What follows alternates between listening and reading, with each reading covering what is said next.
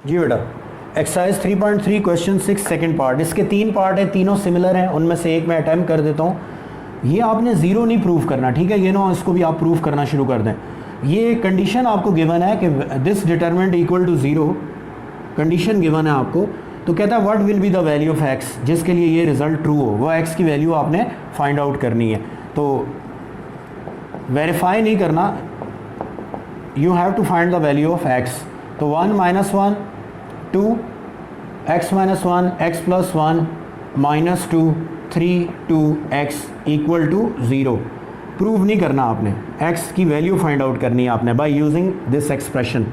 अच्छा जी, आप चाहें तो डायरेक्टली भी इसको किसी भी रो या कॉलम से एक्सपेंड कर सकते हैं, लेकिन जैसा मैंने प्रीवियसली आपको बताया, अगर आप डायरेक्ट एक्सपेंड करने की कोशिश करेंगे तो नंबर ऑफ़ स्टेप्स आपके बढ़ जाएंगे और चांसेस हैं कि आपसे मिस्टेक हो जाए ड्यूरिंग द सिंप्लीफिकेशन। लेकिन जो रो और कॉलम ऑपरेशन आपने पढ़े एडिशन और सब्ट्रैक्शन वाले, अगर वो आप प्रॉपरली अप्लाई करते हो तो उससे आपकी values within determinant minimize हो जाएंगी और एक स्टेज पे आके उसको आप एक्सपेंड करोगे तो कैलकुलेशन आपके लिए आसान हो जाएगी। तो मैं इसको चाहूँ तो किसी भी रो कॉलम से एक्सपेंड करके एक्स की वैल्यू फाइंड कर सकता हूँ, लेकिन क्योंकि मैंने रोज़ और कॉलम के ऑपरेशन पढ़े हैं, आप भी कोशिश करें कि उनको अप्लाई करें, उससे आप बच नहीं सकते, ठीक है। किसी ना किसी स्टेज पे उनको आपको यूज़ करना पड़ेगा, तो बेहतर है कि आप उनके साथ यूज़ टू हो जाएं ताकि प्रॉपरली आप उनको अप्लाई कर सकें। तो ज़रा गौर से देखें, अब कोशिश हमारी क्या होती है, किसी भी डिटर्मिनेंट को अगर हम सिंप्लीफाई कर रहे हैं तो कोशिश करें कि मैक्सिमम एंट्रीज़ को ज़ीरो बनाएं ताकि बिफोर एक्सपेंशन आपका डिटर्मिनेंट जो है वो मिनिमाइज़ हो जाए और जब आप एक्सपेंड करें तो आपके लिए कैलकुलेशन आसान हो जाए। क्या बनाना है आपने, मैक्सिमम एंट्रीज़ को ज़ीरो ले। और किस तरह ज़ीरो बनाना है, बाय एडिंग और सब्ट्रैक्टिंग रोज़ टू इनटू रोज़ और कॉलम इनटू कॉलम्स। तो ज़रा देखें यहाँ पर, अगर मैं फर्स्ट रो को सेकंड रो में ऐड कर दूँ, फर्स्ट रो को सेकंड रो में ऐड कर दूँ तो उसका क्या रिज़ल्ट होगा हमारे पास। तो पहले हम ऑपरेशन लिखते हैं, बाय R2 में हम ऐड कर रहे हैं किसको, R1 को, तो किस में चेंज आएगा, R2 में। तो ये ऑपरेशन हम परफॉर्म करते हैं, first row as it is रहेगी, फर्स्ट रो में चेंज नहीं आएगा। x - 1 3, ये देखें 1 और +1 +1 - 1 क्या हो जाएगा, 0, एक वैल्यू कम होगी यानी कि 0 होगी। इन दोनों को ऐड करें, 1 1 कैंसिल हो जाएगा, 2x आ जाएगा, 3 और 2 5 हो जाएगा, ये अनचेंज रहेगा, 2 - 2 और x इक्वल टू 0। अब आप ज़रा देखें, एक ज़ीरो और हम बना सकते हैं यहाँ पे, किस तरह, अगर ये फर्स्ट कॉलम को मैं ऐड कर दूं किसमें, सेकंड कॉलम में, मैं फिर रिपीट कर दूं, ये रट्टा लगाने वाली बात नहीं है। आपने किसी भी डिटरमिनेंट को जिसको आपने इवैल्यूएट करना हो या एक्सपेंड करना हो, अगर आप रोज़ कॉलम ऑपरेशन अप्लाई करेंगे उसके अंदर, यानी रोज़ और कॉलम को आपस में ऐड सब्ट्रैक्ट करेंगे और कोशिश आपने क्या करनी है, मैक्सिमम एंट्रीज़ को ज़ीरो बनाएं, तो आपके लिए डिटरमिनेंट की एक्सपेंशन क्या होगी, आसान हो जाएगी। अदरवाइज़ डायरेक्टली एक्सपेंड करेंगे तो you have to perform lot of calculation. अब यहाँ पर देखें, अगर मैं फर्स्ट कॉलम को इस सेकंड कॉलम के अंदर ऐड कर दूं, सेकंड कॉलम के अंदर, तो मेरे पास एक वैल्यू और 0 बन जाएगी, यानी ये 2 + 2 - 2 0 हो जाएगा। मैं ये भी कर सकता हूँ कि मैं सेकंड कॉलम को फर्स्ट कॉलम में ऐड कर दूं तो भी यहाँ मेरे पास एक एंट्री क्या बन जाएगी, 0 बन जाएगी। लेकिन उससे क्या होगा, एक एंट्री तो 0 बनेगी अगर आप इसको इधर उठा के लाएंगे, लेकिन जो ऑलरेडी आपका 0 बना हुआ है वो डिस्टर्ब हो जाएगा। तो ये नहीं होना चाहिए कि जो 0 ऑलरेडी आप बना चुके हैं उसको डिस्टर्ब नहीं होना चाहिए। तो बेहतर अप्रोच क्या है कि आप फर्स्ट कॉलम को उठा के किस में ऐड कर दें, सेकंड कॉलम में, ठीक है। तो क्या ऑपरेशन करेंगे आप, C2 में आप ऐड कर दें C1 को, तो किस में चेंज आएगा, C2 में। अब ये ऑपरेशन हम परफॉर्म करते हैं जो हमने ऊपर मेंशन किया है। First column as it is रहेगा 1 0 2। अब ये उठा के आप इसमें ऐड कर रहे हो तो देखो x - 1 + 1 x बच जाएगा, 0 को 2x में ऐड करेंगे 2x ही रहेगा, और 2 और -2 ऐड होंगे तो यहाँ आपके पास क्या आ जाएगा, 0। थर्ड कॉलम का कोई जिक्र नहीं है, एज इट इज़ कॉपी कर लेंगे उसको, इक्वल टू 0। ये देखें, यहाँ पर हमने आपकी मैक्सिमम एंट्रीज़ को क्या बना दिया है, 0। एक काम और मैं यहाँ कर सकता हूँ, अगर मैं चाहूँ तो इस 1 को यूज़ करके मैं इस 2 को भी क्या बना सकता हूँ, 0 बना सकता हूँ इस 1 को यूज़ करके। लेकिन उससे क्या होगा कि आपका ये वाला 0 जो है वो डिस्टर्ब हो जाएगा, तो ये डिस्टर्ब नहीं होना चाहिए, ठीक है। यानी अगर मैं इसको 2 से मल्टीप्लाई करके इसमें से माइनस करूँ तो ये 0 हो जाएगा, बट 2x यहाँ आने से ये 0 आपका डिसऑर्डर हो जाएगा, ये नहीं होना चाहिए। तो क्या अप्रोच हम लगा सकते हैं, कि अगर मैं इसको अभी भी चाहें तो आप किसी भी रो कॉलम से एक्सपेंड करें, कैलकुलेशन आपकी थोड़ी मिनिमाइज हो जाएगी, लेकिन थोड़ा और इसको सिंप्लीफाई कर लेते हैं। इस 1 को यूज़ करके हम इस 3 को 0 बना सकते हैं और हमारे जो 0 हैं वो डिस्टर्ब भी नहीं होंगे, जो ऑलरेडी हमारे पास हैं। इसको 3 से मल्टीप्लाई करके थर्ड कॉलम में से क्या कर दें, माइनस कर दें। फर्स्ट कॉलम को 3 से मल्टीप्लाई करके, और ये प्रॉपर्टी है डिटर्मिनेंट की कि किसी भी रो या कॉलम को आप पर्टिकुलर नंबर से मल्टीप्लाई करके नेक्स्ट रो या कॉलम में से माइनस कर सकते हैं, कोई फ़र्क नहीं पड़ेगा। तो क्या ऑपरेशन हम परफॉर्म कर रहे हैं, बाय C3 माइनस 3C1, तो किस में चेंज आएगा, C3 में। इंडिविजुअली मैं C1 को नहीं मल्टीप्लाई कर रहा, वरना मुझे यहाँ पे 1/3 लिखना पड़ता। मैं क्या कर रहा हूँ, मल्टीप्लाई करके साथ ही मैं C1 को C3 में से क्या कर रहा हूँ, सब्ट्रैक्ट कर रहा हूँ, इसलिए बाहर यहाँ 1/3 नहीं लिखेंगे, ये याद रखना है आपने। यानी किसी भी रो या कॉलम को आप पर्टिकुलर नंबर से मल्टीप्लाई करके नेक्स्ट रो या कॉलम में आप ऐड और सब्ट्रैक्ट कर सकते हैं। बाहर आपने 1/, नहीं लिखना। 1/, आपने उस वक्त लिखना है जब आप इंडिविजुअली किसी रो कॉलम के ऊपर किसी पर्टिकुलर नंबर को मल्टीप्लाई कर रहे हो, आगे फर्दर उसको ना लेके जा रहे हो एडिशन सब्ट्रैक्शन के लिए, वहाँ आप डिवाइड में लिखोगे। तो यहाँ आपने ये नहीं करना कि 1/3 लिखेंगे, 1/3 नहीं लिखना। आप C1 को मल्टीप्लाई कर रहे हो 3 से और थर्ड कॉलम में से ले जाके क्या कर रहे हो, सब्ट्रैक्ट कर रहे हो। तो ये ऑपरेशन हम परफॉर्म करते हैं। फर्स्ट कॉलम अनचेंज रहेगा, सेकंड भी अनचेंज रहेगा। इसको आप 3 से मल्टीप्लाई करो, 3 1 3 होगा, उधर ले जाके माइनस कर दो। 3 0 0, 5 - 0 और 3 2 6, तो ये हो जाएगा जी x - 6। एक 0 और आपको मिल गया, एक 0 और आपको मिल गया यहाँ पे। तो क्या हो गया जी, 1 0 2 x 2x 0 0 5 x - 6 equal to 0।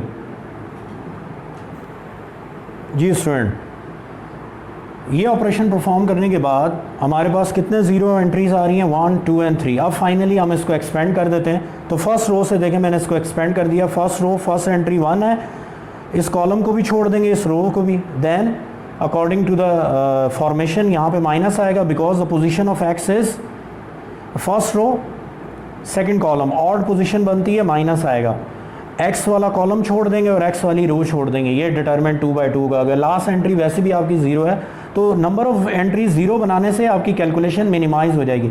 आप चाहें तो ये थर्ड स्टेप परफॉर्म ना करें, यहीं से इसको डायरेक्टली एक्सपेंड कर दें। अगर आपको कोई कन्फ्यूजन फील होता है कि जी ये किस तरह से 3 से मल्टीप्लाई कर दिया, बाहर 1/3 नहीं लिखा, तो जैसे मैंने कहा कि आप जहाँ ऐड सब्ट्रैक्ट कर रहे हैं, किसी भी पर्टिकुलर रो को किसी पर्टिकुलर नंबर से मल्टीप्लाई करके किसी दूसरी रो में से ऐड सब्ट्रैक्ट कर सकते हैं, और अगर कॉलम से डील कर रहे हैं तो कॉलम को आप ऐड सब्ट्रैक्ट कर सकते हैं। लेकिन अगर आपको ये स्टेप थोड़ा डिफ़िकल्ट लगता है तो आप यहीं पे इसको फर्स्ट रो से या फर्स्ट कॉलम से एक्सपेंड कर दें। 2 एंट्रीज़ आपको 0 मिल गई हैं, जल्दी कैलकुलेशन हो जाएगी। ठीक है, तो 3 एंट्रीज 0 मिली, मैंने इसको फर्स्ट रो से एक्सपेंड कर दिया। अब ये 2/2 का आपका डिटर्मिनेंट है, ईजिली सिंप्लीफाई हो जाएगा। तो ये आपके पास आ जाएगा जी 2x² - 12x - 0, और ये आपके पास आ जाएगा जी -x। ये एंट्री तो 0 हो जाएगी और ये -10 आ जाएगा, 0 - 10 इक्वल टू 0। थोड़ा और सिंप्लीफाई कर दें, 2x² - 12x + 10x equal to 0, तो 2x² - 2x इक्वल टू 0। तो 2 कॉमन ले लें, तो x माइनस 2x कॉमन ले लें, सॉरी, तो x - 1 इक्वल टू 0। तो 2 रिज़ल्ट आपको यहाँ मिलेंगे। क्वाड्रेटिक इक्वेशन बनी है तो 2 रूट आपके पास आ गए, 2x equal to 0, x is equal to 0, और x - 1 equal to 0, x is equal to 1। तो x की ये 2 वैल्यूज़ आ गई, जिसके लिए आपकी ये इक्वेशन जो है डिटरमिनेंट इक्वेशन ये वेरीफाई होगी। तो क्या किया, 0 एंट्रीज़ बनाने से बेटा एडवांटेज आपको ये होगा कि आपके कैलकुलेशन के स्टेप लेस हो जाएंगे। डायरेक्टली एक्सपेंड करेंगे, रिज़ल्ट तो आ जाएगा, लेकिन might be you go on the wrong way. तो इसलिए कोशिश करेंगे एंट्रीज़ जो 0 बन सकें उनको 0 बनाएं और उसके बाद एक्सपेंड करें, ईजी हो जाएगा आपके लिए। जी स्टूडेंट, एक्सरसाइज 3.3 क्वेश्चन 7, और इसका ये सेकंड पार्ट है। रिमेनिंग 2 पार्ट आपने सिमिलर वे में अटैम्प्ट करना है। यहाँ पर देखें, ये ऑर्डर 4 का डिटर्मिनेंट है, ठीक है। इसकी 4 रोज़ हैं और 4 कॉलम्स हैं। तो क्वेश्चन नंबर 1 अगर आपको याद है 3.3 का, तो उसमें आपने सीखा है इवेल्यूएट द डिटर्मिनेंट। तो उसमें आप किसी भी रो या कॉलम से उसको क्या करते थे, एक्सपेंड करते थे। तो 3/3 का किस में कन्वर्ट हो जाता है, 2/2 में, और 2/2 को हम इजीली सॉल्व करके डिटरमिनेंट को आंसर लिख लेते हैं। यहाँ पर ये ऑर्डर 4 का डिटरमिनेंट है। तो अगर आप इसको क्वेश्चन 1 की तरह ही लेके चलेंगे तो बेटा फिर आपको काफ़ी टाइम लग जाएगा इसका रिज़ल्ट निकालने में, और हो सकता है कि आपसे मिस्टेक भी हो जाए ड्यूरिंग सॉल्यूशन, क्योंकि जब आप इसको किसी भी रो या कॉलम से एक्सपेंड करेंगे तो उसमें मसला ये आएगा कि ये 4/4 से चला जाएगा 3/3 के डिटरमिनेंट में। फिर आपको 3/3 के डिटरमिनेंट्स को फर्दर एक्सपेंड करना पड़ेगा, तो ये जाएगा 2/2 में, और फिर जाके कहीं आपका रिज़ल्ट निकलेगा। तो इसीलिए हमने प्रॉपर्टीज़ ऑफ डिटरमिनेंट पढ़ी हैं, जो प्रॉपर्टीज़ हमें ये बताती हैं कि किसी भी रो या कॉलम को आप ऐड और सब्ट्रैक्ट आपस में कर सकते हैं, यानी रो को रो के साथ और कॉलम को कॉलम के साथ। ठीक है जी। और उससे आपको क्या मिलेंगी, डिटरमिनेंट को आप सिंप्लीफाई कर सकते हैं। तो जैसे मैंने बताया कि मैक्सिमम एंट्रीज़ को आप कोशिश करें 0 बनाएं, उससे जब आप इसको एक्सपेंड करेंगे तो आपके नंबर ऑफ़ कैलकुलेशन के जो स्टेप्स हैं वो मिनिमाइज़ हो जाएंगे। ठीक है। उसके लिए एक टेक्निक होती है, और वो टेक्निक ये है कि आप सर्च करेंगे 1 कहाँ पे आ रहा है, एंट्री 1 आपको कहाँ मिल रही है किसी भी रो या कॉलम में। तो यहाँ पर देखें मेरे पास -1 है, ये 1 है, ये 1 है और ये 1 है। इन वंस को यूज़ करके मैं इनके लेफ़्ट और राइट पे 0 बना सकता हूँ। यानी अगर मैं इस 1 को चूज़ करूँ तो थ्रू दिस 1 मैं इन 2 एंट्रीज़ को भी 0 कर सकता हूँ और इसको भी। ठीक है। इस 1 को चूज़ करूँ तो मैं कॉलम्स में ऑपरेट करूँगा, इस एंट्री को भी 0 बना सकता हूँ, इसको भी और इसको भी। इसी तरह इस 1 को चूज़ करके मैं रो वाइज भी 0 बना सकता हूँ और कॉलम वाइज भी। ठीक है। इसी तरह इस 1 को चूज़ करके आप रो वाइज और कॉलम वाइज एंट्रीज़ को क्या बना सकते हो, 0 बना सकते हो। ठीक है बेटा। तो इस 1 को मैं चूज़ कर रहा हूँ। ठीक है। मर्ज़ी है किसी एक 1 को चूज़ कर लें और उसके लेफ़्ट पे भी 0 बनाएं और राइट पे भी, या सेकेंडली आप रो वाइज ऑपरेट करके उसके कॉलम की एंट्रीज़ को क्या बना दें, 0 बना दें। तो that is up to you कि जिस तरह आपको। तो मैं ये कर रहा हूँ कि मैं इस 1 को चूज़ करके इसके कॉलम की जो रिमेनिंग वैल्यूज़ हैं उनको मैं 0 बना रहा हूँ।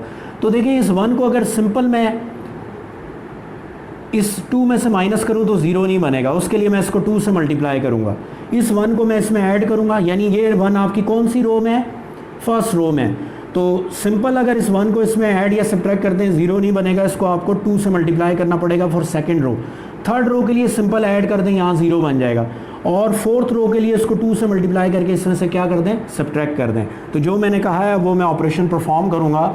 मैं क्या करूँगा यहाँ पे, फर्स्ट रो देखें, जब कॉलम में 0 बना रहे हैं तो रोज़ से ऑपरेट करेंगे, और अगर रोज़ में 0 बनाना चाहते हैं तो फिर आप कॉलम से ऑपरेट करेंगे। ठीक है। तो क्योंकि मैं कॉलम में 0 बनाना चाहता हूँ मैक्सिमम एंट्रीज़ को, तो मैं रो वाइज ऑपरेट करूँगा। और किस से ऑपरेट करूँगा, फर्स्ट रो से। देखें ऑपरेशन ज़रा गौर से, बाय R2 - 2R1 किस में चेंज आएगा, R2 में। सेकेंड ऑपरेशन क्या होगा, R3 + R1, R3 चेंज हो जाएगी। और लास्ट ऑपरेशन होगा R4 - 2R1, ये आपकी फोर्थ रो चेंज होगी। तो जो ऑपरेशन मैंने मेंशन किया अब उसको हम परफॉर्म करते हैं। इक्वालिटी का साइन आएगा। देखो बेटा फर्स्ट रो आपकी अनचेंज रहेगी, 2 3 1 -1। क्या कर रहे हैं हम, इस फर्स्ट रो को सेकंड रो में से माइनस कर रहे हैं, लेकिन किससे मल्टीप्लाई करके, 2 से। ये ख्याल रखना है। तो 2 2 ज़ा 4 होगा, ये देखें ये 4 - 4। मैं स्टेप कर देता हूँ आपके लिए। 2 3 ज़ा 6, 0 - 6, 2 1 ज़ा 2, 2 - 2, 2 1 ज़ा 2, सब्ट्रैक्ट करेंगे तो +2 हो जाएगा। अच्छा जी, थर्ड रो के लिए क्या कर रहे हैं, सिंपल R1 हम इसमें ऐड कर रहे हैं। तो 2 और 5 डायरेक्ट लिख लेते हैं, 7 हो जाएगा। 3 और 2 5 हो जाएगा। 1 और 1 ऐड करोगे 0 हो जाएगा, और -1 जाके इसमें ऐड हो जाएगा 5 हो जाएगा। आखिरी रो पे आ जाए, 2 से मल्टीप्लाई करके R1 को हम फोर्थ रो में से माइनस कर रहे हैं। तो 2 2 ज़ा 4 होगा, 3 में से 4 माइनस करोगे -1। ठीक है। डायरेक्ट लिख रहा हूँ, आप स्टेप खुद भी चेक कर लेना बाद में। 2 3 ज़ा 6, 2 3 ज़ा 6 माइनस करोगे 7 ऑलरेडी है, -6 और -7 -13 हो जाएगा। 2 1 ज़ा 2 माइनस करोगे 0 हो जाएगा। 2 1 ज़ा 2, तो क्या कर रहे हो आप, माइनस कर रहे हो, ऑलरेडी यहाँ माइनस है तो ये आपको 0 वैल्यू मिलेगी यहाँ पे। तो आगे चलते हैं हम थोड़ा सा। सिंप्लीफाई फॉर्म क्या आई हमारे पास इस डिटर्मिनेंट की, 2 0 7 - 1 3 माइनस 6 5 माइनस 13 1 0 0 0 और -1 3 5 और 0। आप ज़रा गौर करें थर्ड कॉलम पे कि उसकी फर्स्ट वैल्यू के अलावा बाकी वैल्यूज़ आपकी ज़ीरो हो गई हैं। तो याद रखिएगा कि एक्सपेंड करने के लिए आप उस रो या कॉलम को प्रेफर करेंगे जिसमें नंबर ऑफ़ एंट्रीज़ आपकी ज़्यादा ज़ीरो होंगी। तो किस में हमें ज़्यादा एंट्री ज़ीरो मिल रही हैं? कॉलम नंबर 3 में। तो उससे अब हम एक्सपेंड कर देते हैं, एक्सपेंडिंग बाय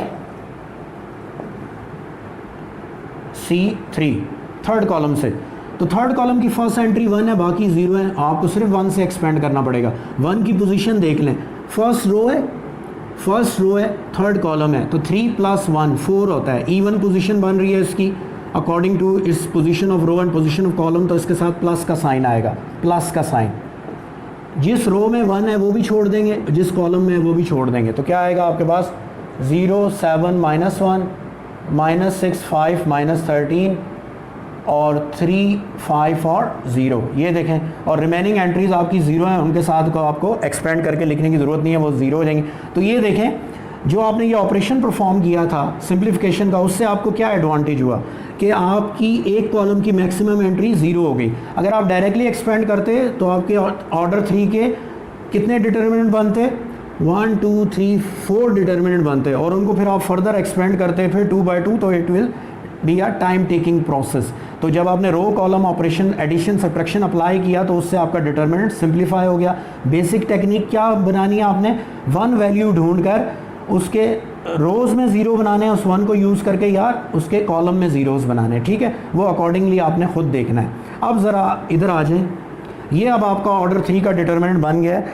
तो अब आप चाहें तो इस -1 से इस 7 को 0 कर सकते हैं, और इसी तरह -1 को यूज़ करके 13 को भी 0 कर सकते हैं। लेकिन क्योंकि अब ऑलरेडी हमारा ये काफ़ी सिंप्लीफाई हो गया है, तो अब हम इसको फर्स्ट रो के थ्रू एक्सपेंड कर सकते हैं। तो एक्सपेंडिंग बाय R1, तो R1 से एक्सपेंड कर दें। पहली एंट्री तो आपकी है ही 0, लिखना चाहें तो लिख लें, 5 - 13 5 0। सेकेंड एंट्री के साथ माइनस आएगा अकॉर्डिंग टू द पोजीशन, तो 7 - 1 5 0। थर्ड एंट्री के साथ प्लस आएगा, तो आपके पास आ जाएगा जी 7 - 1 और 5 - 13। ठीक है जी स्टूडेंट। अब इसको हम सिंप्लीफाई कर लेते हैं। ये तो 0 हो जाएगा, ये +6, ये 0 + 5, ठीक है। 2 by 2 का डिटरमिनेंट माइनस कर दें, आप फेमिलियर हैं, और 7 × -13 कर दें, तो कितना आ जाएगा आपके पास? 7 3 = 21 और 7 1 = 7, 7 3 = 21 2, 7 1 = 7 91, -91 और +5 आ जाएगा। थोड़ा और सिंप्लीफाई कर लेते हैं इसको, तो 30 और +3 -11 5 6 आ जाएगा 86। तो 30 - 3 6 24, नहीं 18, 3 8 = 24 25। तो इसमें से ये माइनस कर दें 8 5 3 2, तो -228 आपका क्या आ गया? आंसर आ गया। तो ये देखें, बड़े सिंपल वे में हमने इसको एक्सपेंड किया। तो आप डायरेक्टली एक्सपेंड करेंगे लाइक इन क्वेश्चन 1, तो बेटा काफ़ी मुश्किल पड़ेगी आपको, लेकिन जो टेक्निक आपने सीखी है या जो प्रॉपर्टीज़ ऑफ द डिटर्मिनेंट हमने पढ़ी हैं, उसको अप्लाई करके पहले आप अपनी मैक्सिमम एंट्रीज़ को 0 बनाएं, उसके बाद एक्सपेंड करें। अच्छा, उसमें भी क्या टेक्निक है कि 1 एंट्री ढूंढें आप किस कॉलम या रो में आ रही है, तो उस 1 को लेकर उस रो की रिमेनिंग एंट्रीज़ को भी आप 0 बना सकते हैं, और उस कॉलम जिसमें वो 1 है उसकी एंट्रीज़ को भी आप 0 कर सकते हैं बाय यूजिंग एडिशन और सब्ट्रैक्शन ऑपरेशन। तो ये थी आपके exercise 3.3 up to question number 8। तो नेक्स्ट जो क्वेश्चन है हमारे, वो इंशाल्लाह हम नेक्स्ट लेक्चर में डिस्कस करेंगे। Thank you very much.